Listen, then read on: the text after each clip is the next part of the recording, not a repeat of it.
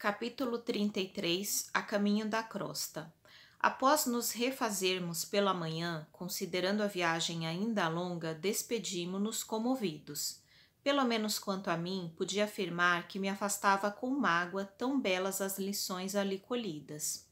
Alfredo e a esposa nos abraçaram sensibilizados, desejando-nos jornada feliz e êxito no trabalho. Vários amigos da véspera estavam presentes, saudando-nos jubilosos. Tomamos o carro, agradavelmente surpreendidos. Ser-me-ia muito difícil descrever a pequena máquina, que mais se assemelhava a pequeno automóvel de asas a deslocar-se impulsionado por fluidos elétricos acumulados. Sempre atencioso, Aniceto explicou. Aceitei a cooperação do aparelho, não porque eu os desejava escravizados ao menor esforço, mas porque a permanência, embora ligeira, no posto de socorro constituía o ensejo dos mais frutuosos à aquisição de conhecimentos necessários. Receberam vocês lições intensivas relativamente aos nossos irmãos perturbados e sofredores, bem como sobre os efeitos da prece. Desse modo, temos todos expediente bastante adiantado, considerando que se encontram ambos em tarefa de observação e aprendizado acima de tudo. E depois de pequena pausa, continuou. Não creiam, todavia, que possamos aproveitar a máquina até a crosta. Calculo que só poderemos voar até ao meio-dia. Em seguida, prosseguiremos a pé. Aniceto calou-se por instantes, sorriu noutra expressão fisionômica e acentuou. Isto, porém, acontecerá somente enquanto não hajam vocês criado asas espirituais que possam vencer todas as resistências vibratórias. Semelhante realização pode não estar distante. Dependerá do esforço que desejarem despender no trabalho aquisitivo. Todo aquele que opere e coopere de espírito voltado para Deus poderá aguardar sempre o melhor. Não é promessa de amizade, é lei. O pequeno aparelho nos conduziu por enormes distâncias, sempre no ar, mas conservando-se a reduzida altura do solo. Quase precisamente ao meio-dia, estacionamos em humilde pouso, destinado ao abastecimento e reparação de maquinaria de natureza daquela em que havíamos viajado. Despediu-se de nós o condutor, que nos desejou boa viagem, preparando-se para regressar. A paisagem tornou-se então muito fria e diferente. Não estávamos em caminho trevoso, mas muito escuro e nevoento. Tornara-se densa a atmosfera, alterando-nos a respiração. Aniceto contemplou conosco a vastidão caliginosa e falou em tom grave. Com 4 horas de locomoção estaremos na crosta. Reparem as sombras que nos rodeiam. Identifiquem a mudança geral. Infelizmente, as emissões vibratórias da humanidade encarnada são de natureza bastante inferior, em nos referindo à maioria das criaturas terrestres. E estas regiões estão repletas de resíduos escuros, de matéria mental dos encarnados e desencarnados de baixa condição. Atravessaremos grandes zonas, não propriamente tenebrosas, mas muito obscuras ao nosso olhar. Daqui a 2 horas, porém, encontraremos sinais da luz solar. Nossa peregrinação, francamente, foi muito pesada e dolorosa, e somente aí avaliei de fato a enorme diferença da estrada comum que liga a crosta a nosso lar e aquela que agora percorríamos a pé, vencendo obstáculos de vulto.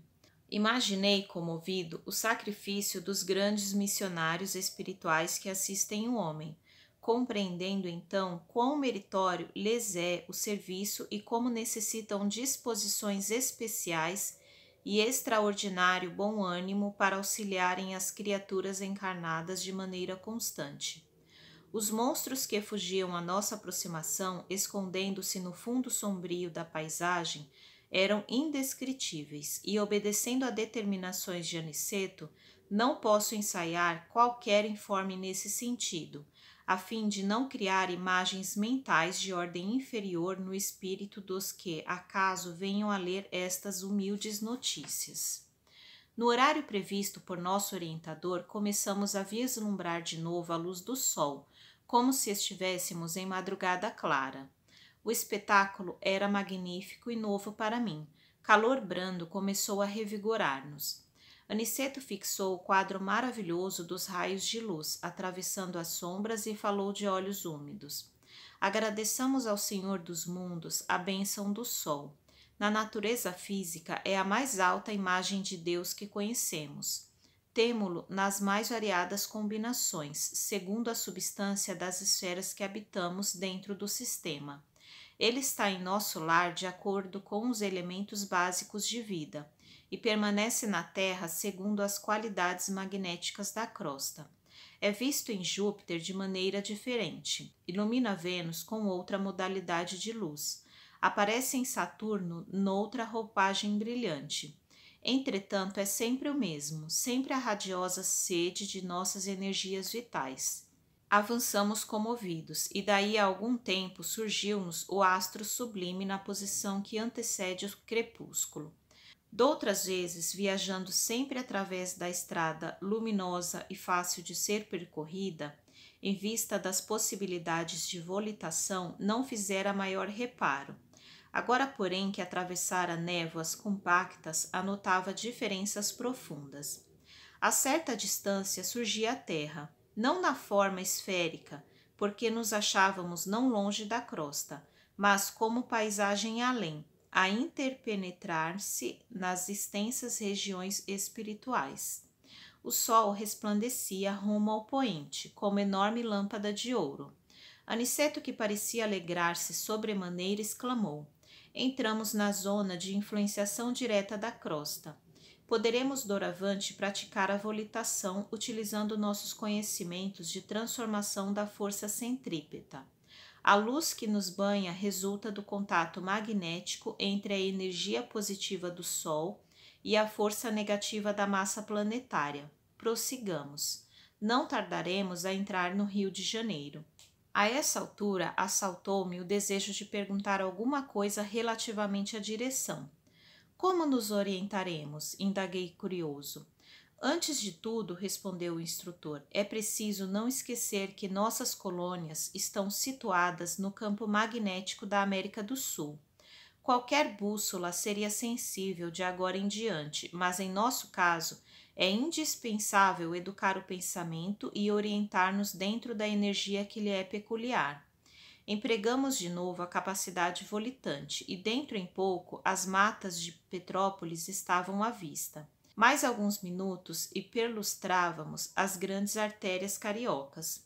Por sugestão do instrutor, abeiramo-nos do mar, em exercício respiratório de maior extensão.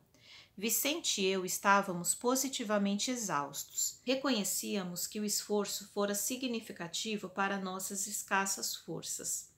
Indiferentes à nossa presença, os transeuntes passavam apressados, de mente chumbada aos problemas de ordem material. Fonfonavam ônibus repletos. A grande Bahia figurava-se-nos cheia de forças renovadoras. Quando se acendiam as primeiras luzes elétricas, Aniceto convidou-nos amavelmente. Vamos ao reconforto, vocês estão fatigadíssimos. Irei mostrar-lhes que nosso lar tem igualmente alguns refúgios na crosta.